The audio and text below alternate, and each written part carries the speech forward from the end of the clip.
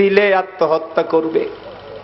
একদিন এক রাত, 2 দিন 2 রাত, 3 দিন 3 রাত যেদিন পার হয়ে যায়, ওই বিদেশের মাটির থেকে ছেলে স্বপ্নে দেখে মা ডাকতেছে, রে মন্নান, টেলিফোন কার কাছে করবি রে?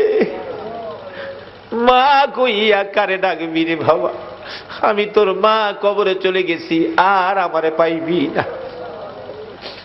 আইলি না, আমারে মা কইয়া ডাকলি না, মার দেখা আর জীবনে হবে না।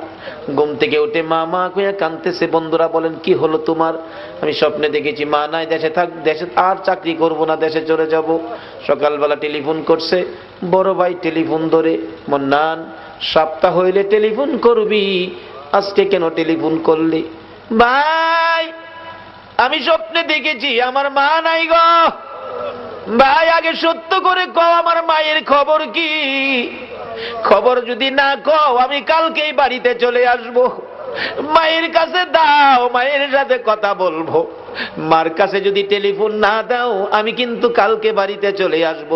বড় ভাই টেলিফোন ফালাইয়া একটা দৌড় মাইরা মায়ের খবরের পাশে, মা, মা গো, তোমার পাগল খবর পাইছে গো, কালকে বলে বাড়িতে আইব।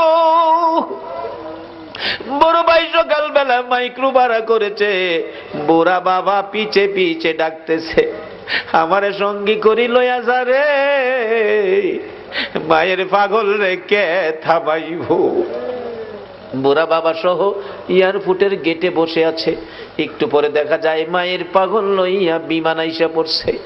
বুড়া বাবা গেটে দাঁড়ায়া দাঁড়ায়া কান্দে, বাবু, আমার মন্নানরে আমি কি দিয়া বুঝাইব?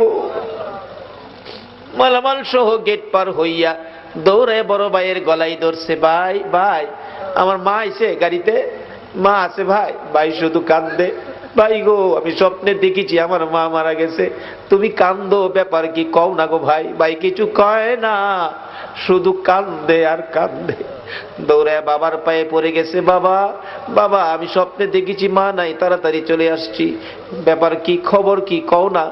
বাবা ধৈর্যের সহিত বলতেছে, মন্নান, আয় গাড়িতে, বাড়িতে যায় দেখবি তোর মা কেমন আছে।